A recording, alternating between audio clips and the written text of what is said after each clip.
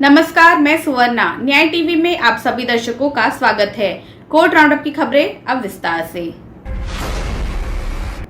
Bombay high court में जज के रूप में अपने अंतिम कार्य दिवस पर जस्टिस शाहरुख कथावाला की अध्यक्षता वाली पीठ ने ठाणे में एक बुनियादी ढांचा परियोजना से प्रभावित 953 मछुआरों के परिवारों में से प्रत्येक को 1 लाख रुपए मुआवजे दिए जाने के आदेश दिए। पीठ ने अपने आदेश में कहा, मछुआरे और उनके परिवारों के तब तक भूखे रहने की उम्मीद नहीं की जा सकती जब तक कि अधिकारी मुआवजे की मात्रा तय नहीं कर लेते। पूर्व प्रधानमंत्री राजीव गांधी की हत्या के मामले में दोषी एस नलिनी की समय पूर्व रिहाई के खिलाफ कांग्रेस कार्यकर्ता M.A. मुथलाकन ने याचिका दायर कर मद्रास हाईकोर्ट का रुख किया है। M.A. मुथलाकन दक्षिण चेन्नई सेंट्रल कांग्रेस कमेटी के जिलाध्यक्ष है। उनके अनुसार उनकी पैरवी आवश्यक है क्योंकि अन्यथा राज्य सरकार द्वारा कोई वास्तविक और सत्य तथ्य नहीं रखा जाएगा जो जमानत याचिका पर निर्णय लेने के लिए उचित और आवश्यक है। उड़ीसा हाईकोर्ट ने कहा कि मोटर वाहन अधिनियम 1988 की दूसरी अनुसूची के तहत प्रदान किए गए गुणकों को उन मामले में भी लागू किया जा सकता है, भले ही दुर्घटना उस समय हुई हो जब अनुसूची लागू नहीं थी। मुख्य न्यायाधीश डॉक्टर एस मुरलीधर और न्यायमूर्ति R.K. पटनायक की खंडपीठ ने कहा, MV एक्ट दुर्घटना पीड़ितों को लाभ पहुंचाने के उद्देश्य से एक कानून होने के कारण दुर्घटना पीड़ितों के लंबित मामलों में अनुसूची को लागू किया जाना चाहिए, भले ही दुर्घटना उस समय हुई हो जब अनुसूची लागू नहीं थी। तथ्यात्मक पृष्ठभूमि: अपीलकर्ता द्वारा दायर अपील में एकल न्यायाधीश पीठ द्वारा पारित निर्णय के खिलाफ बीमा कंपनी द्वारा अपील दायर की गई थी। निर्णय द्वारा न्यायालय ने मोटर दुर्घटना दावा न्यायाधिकरण भुवनेश्वर MACT द्वारा पारित अवार्ड को बरकरार रखा, जिसमें दावेदारों प्रतिवादी 1, 2 और 3 को 3 लाख रुपए की राशि प्रदान करने का निर्देश दिया गया था। कर्नाटक हाईकोर्ट ने बुधवार को एक पति द्वारा दायर उस याचिका को खारिज कर दिया है जिसमें उसने भारतीय दंड संहिता की धारा 376 के तहत उसके खिलाफ लंबित बलात्कार के आरोपों को हटाने की मांग की थी। उसकी पत्नी की शिकायत पर उसके खिलाफ ये मामला दर्ज किया गया है। Justice M. नागप्रसन्ना ने इस बात पर जोर दिया कि एक पुरुष जो एक महिला से अच्छी तरह परिचित है और धारा 375 में संशोधन से पहले या बाद में पाए जाने वाले सभी अवयवों को पूरा करता है, उसके खिलाफ धारा 376 के तहत दंडनीय अपराधों के लिए कार्रवाई की जा सकती है, जिससे यह स्थापित होता है कि कोई पुरुष किसी महिला का यौन उत्पीड़न या बलात्कार करता है तो वह IPC की धारा 376 के तहत सजा के लिए उत्तरदायी है।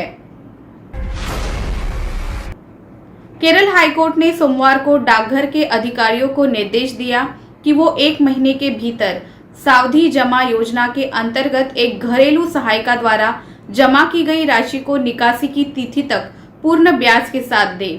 हाईकोर्ट ने यह निर्देश देते हुए कहा कि गरीब पुरुष या महिला द्वारा पैसे बचाने का मतलब BMW कार खरीदना या आलीशान इमारत खरीदना या शानदार जीवन जीना नहीं है। ये उसके छोटे छोटे सपनों को पूरा करने के लिए है। दिल्ली हाईकोर्ट ने हाल ही में एक NRI के खिलाफ शस्त्र अधिनियम के तहत दर्ज FIR रद्द कर दी। उक्त आरोपी इस साल फरवरी में दिल्ली से दुबई की यात्रा कर रहा था, जब फ्लाइट चेक इन के दौरान उसके बैग में 2 जिंदा कारतूस पाए गए। जस्टिस आशा मेनन ने भारत के संविधान के अनुच्छेद 226 और 227 CRPC की धारा 482 के तहत याचिकाकर्ता आरोपी द्वारा दायर याचिका की अनुमति देते हुए कहा, इस बात का कोई प्रथम दृष्टया सबूत नहीं है कि गोला बारूद रखने में उसकी कोई दुर्भावना रही हो। यात्रियों की सुरक्षा को कोई खतरा नहीं था। वो उक्त सामग्री अपने पास होने के प्रति सचेत नहीं था। अभियोजन पक्ष के अनुसार याचिकाकर्ता ये साबित करने में असमर्थ है कि वो कारतूसों के बारे में नहीं जानता था। दूसरी ओर याचिकाकर्ता के वकील ने तर्क दिया कि याचिकाकर्ता के पास इन दोनों कारतूसों के बारे में जानकारी नहीं थी और किसी भी हथियार के अभाव में किसी भी खतरे के उद्देश्य के लिए इसका इस्तेमाल नहीं किया जा सकता था। मध्य प्रदेश हाईकोर्ट ने मामले की डायरी में कथित बलात्कार की वीडियो क्लिप के बारे में जानकारी प्रस्तुत नहीं करने और सबूत छिपाने के लिए एक पुलिस अधिकारी के खिलाफ जांच का निर्देश दिया। इस सबूत को एडवोकेट जनरल ऑफिस को भेजा गया था। जस्टिस विवेक अग्रवाल भारतीय दंड संहिता आईपीसी की धारा 376 और धारा 506, पॉक्सो अधिनियम की धारा 3, 4 और धारा SC/ST अत्याचार निवारण अधिनियम की 3(1)W, 2, 3, 2, 5 सूचना प्रौद्योगिकी अधिनियम की धारा 67, 67(a) के तहत दंडनीय अपराधों के लिए आवेदक द्वारा दायर जमानत आवेदन पर विचार कर रहे थे। गुजरात हाईकोर्ट ने कहा कि जब तक ये मामला बनाने के लिए सामग्री न हो कि व्यक्ति समाज के लिए खतरा बन गया है और सामाजिक व्यवस्था को बिगाड़ सकते हैं और सभी सामाजिक तंत्र को खतरे में डाल सकता है, तब तक ऐसे व्यक्ति के बारे में ये नहीं कहा जा सकता है कि बंदी अधिनियम की धारा 3(1) के अर्थ में एक व्यक्ति है। न्यायमूर्ति AP Thakar narcotic drugs and psychotropic substance act 1988 में अवैध तस्करी की रोकथाम की धारा 3(2) के तहत प्रतिवादी अधिकारियों द्वारा याचिकाकर्ता को हिरासत में लिए जाने के खिलाफ एक याचिका पर सुनवाई कर रहे थे। दिल्ली हाईकोर्ट ने कोर्ट द्वारा नियुक्त स्थानीय आयुक्तों द्वारा किए गए निरीक्षण के आधार पर विभिन्न नकली उत्पादों की जब्ती पर ट्रेडमार्क बोर्ड के मालिक को 15 लाख रुपए का हर्जाना देने का निर्देश दिया। जस्टिस प्रतिभा M सिंह ने कहा कि प्रतिवादियों ने ट्रेडमार्क और लोगों के साथ साथ वादी के उत्पादों की पैकेजिंग का भी खुले तौर पर उल्लंघन किया। जब्त किए गए नकली उत्पादों की मात्रा को देखते हुए अदालत ने 2 प्रतिवादियों 1 और 6 के खिलाफ मुकदमा चलाने का फैसला किया, जबकि प्रतिवादी नंबर 1 के खिलाफ 5 लाख रुपए की राशि का मुकदमा तय किया। वहीं प्रतिवादी नंबर 6 के खिलाफ 10 लाख रुपए की राशि का मुकदमा तय किया।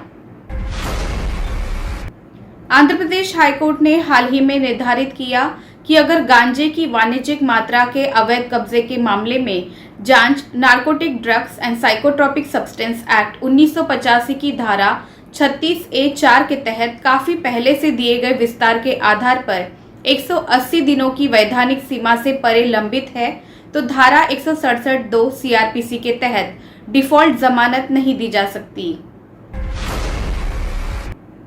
कोर्ट ने कहा NDPS एक्ट के प्रावधानों के अनुसार आरोपी की गिरफ्तारी की तारीख से 180 दिनों के भीतर जांच पूरी करनी होती है।